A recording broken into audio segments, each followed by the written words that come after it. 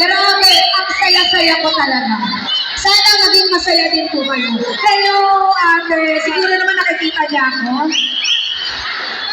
Anong kakantahin mo, ate?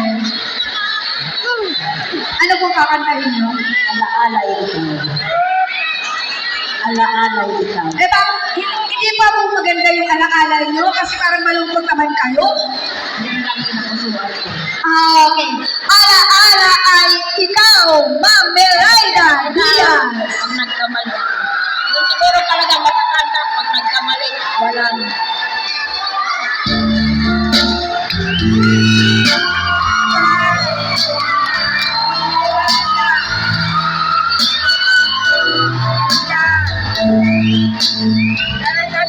Malilimutan mo pa ba aking mahal? Ang maligayang araw natin habang ako'y nakitang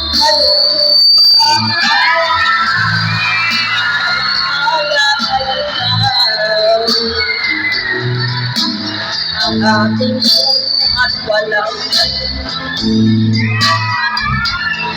ngunit na pala ay lukod ng ang nagtapong pag-ibig mo'y di ko bating kung minsan pang pagbabaling kaya pala nang nalamin kundi ang alaala ng pag-ibig mo. Asahan mo hindi ka na mawawala. Ito na aking sinita.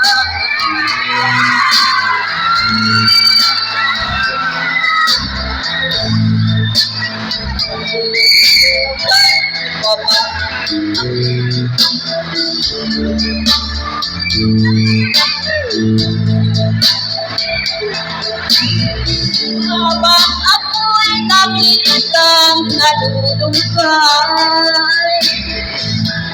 ang alaala ay ikaw.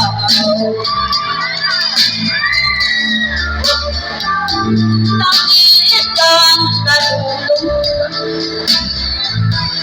ang alaala ay ikaw.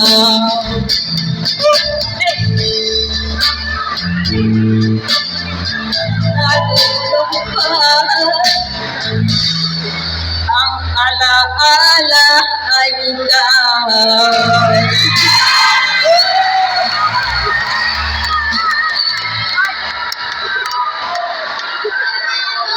Grabe.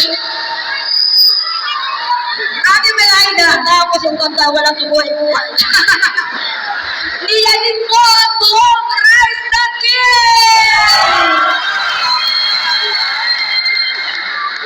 Maraming salamat po. Ay, grabe. Para yung pawis ko hanggang talampakan niya. Anyway, lahat naman po sila ay panalo na. Ayaw ng ating mahal na Councilor Lord Aguilar ng may uuwing luhaan. Kaya lahat sila ay may mapapanalunan. Sa totoo lang po, kapag nakaakyat kayo dito at kumanta, panalo na kayo. Kasi, na-express na ninyo yung sarili ninyo, na ipakita nyo pa yung galing nyo. Diba, Ate Rigel? Ayan, parang bukas ako ang walang boses. Ay, nakakapagod ka, Ate Meraid. Kinakabahan kami, baka mahulog ka eh. Kulang yung mapapanalunan mo sa bungkol na aabutin mo.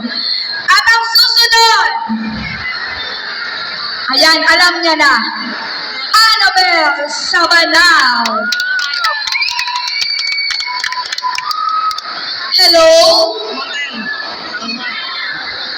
Hi. Hi. Ayan. Magandang gabi po. Ang ganda-ganda mo ngayon. Gustong-gusto ko yung iyong gown. Parang ayaw din siya naniniwala. Magandang kanyang gown. Gustong-gusto ko makasuot niyan, kaya lang naka-gown na lang ang makita sa akin. Ladies and gentlemen, ano nga po ang awitin nyo? Katarungan ko. Oh my God! Nanghihingi ng katarungan si Ma'am Annabel Sabanal. Siyempre, ang magbibigay sa iyo ng katarungan, si Tropang Villar. Once again, Ma'am Annabel Sabanal. Ang hina naman ang palakpakan.